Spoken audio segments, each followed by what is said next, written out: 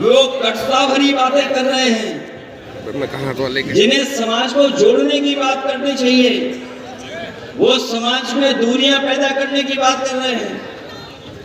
वो इसलिए घबराए हुए हैं कि वो पीडीए का जो नारा है उससे तो अभी डरे हुए थे।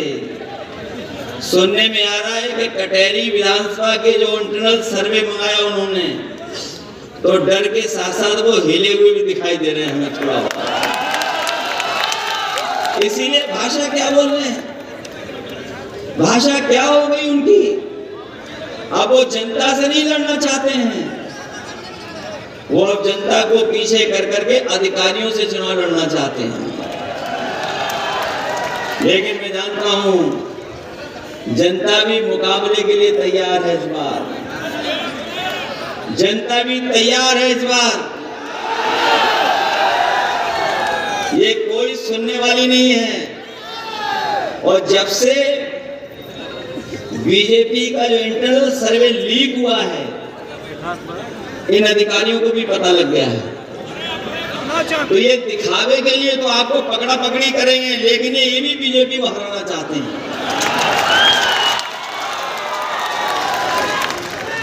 ये दिखावे की पकड़ा पकड़ी कर रहे हैं, ये दिखावे का पकड़ा पकड़ी कर रहे हैं, इसीलिए आपको डरा रहे हैं, धमका रहे हैं। लेकिन ये डरने वाले लोग नहीं है, ये जानते हैं ये लोग भी। और इस चुनाव को जिताने के लिए हम समाजवादी पार्टी के कार्यकर्ता नेता पूरी जिम्मेदारी के साथ तैयार हैं। तैयार हो कि नहीं हो आप लोग?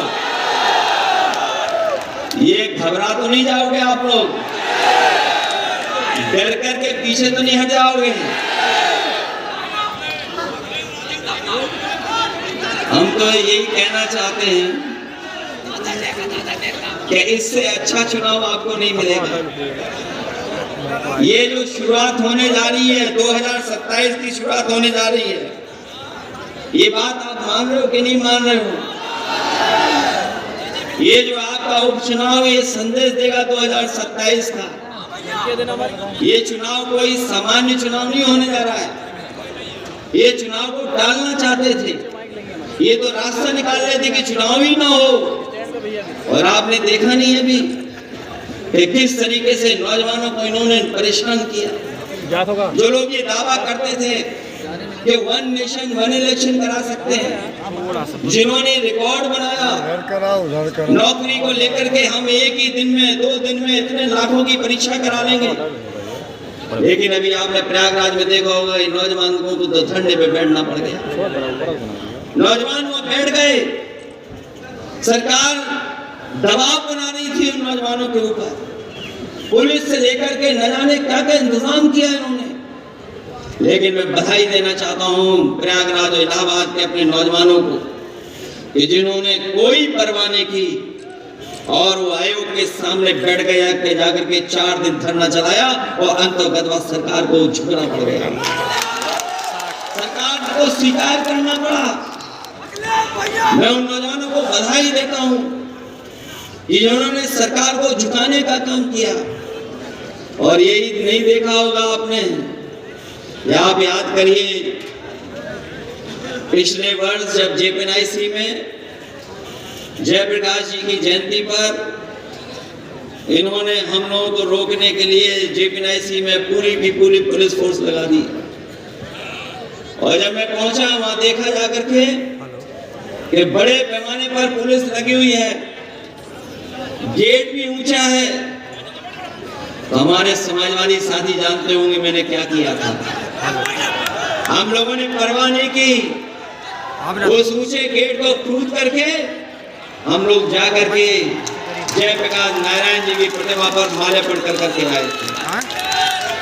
इस बार भी इन्होंने वही किया, कहा कि इस बार भी नहीं जाने देंगे।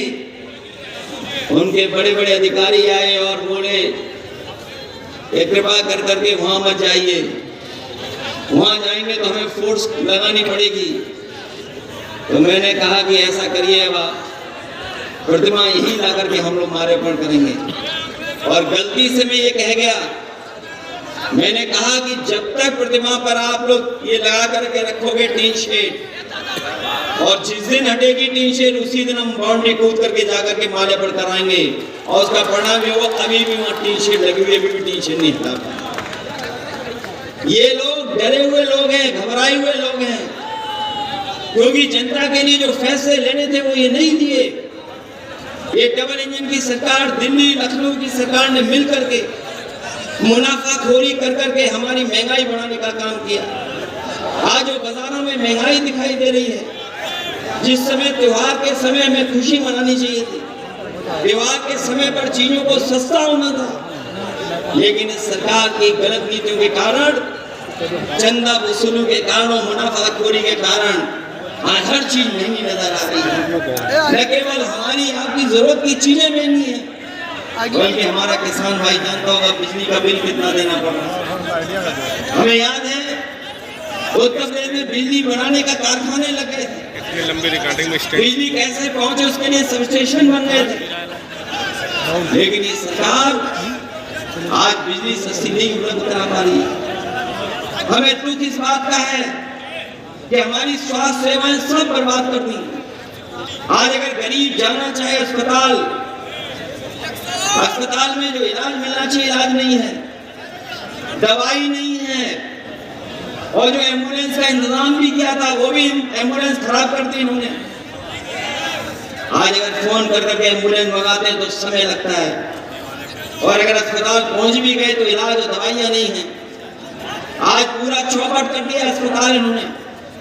आपके अम्बेडकर नगर में मेडिकल कॉलेज बना है, लालजी वर्मा जी खड़े ये जानते हो कि मेडिकल कॉलेज बनाने में कितना बजट लाया जाता है। इनके प्रयासों से और उस समय की सरकार में मेडिकल कॉलेज बना, लेकिन मेडिकल कॉलेज को बर्बाद करने का काम कौन कर रही है? सरकार कर रही है। आज गरीब को इलाज के लिए कहीं और जाना पड़ रहा है, और आज जब हम लोग मिले बात कर रहे हैं, जिस तरह गोरखपुर में बिना ऑक्सीजन की वजह से बच्चों की जान चली गई थी, झांसी में वही देखने को मिला है। एक शॉर्ट सर्किट, एक मेंटेनेंस न होने की वजह से और सरकार की नाकामी की वजह से गरीब परिवारों के 10 बच्चों की जान चली गई। कई लोग झुलस गए उसमें।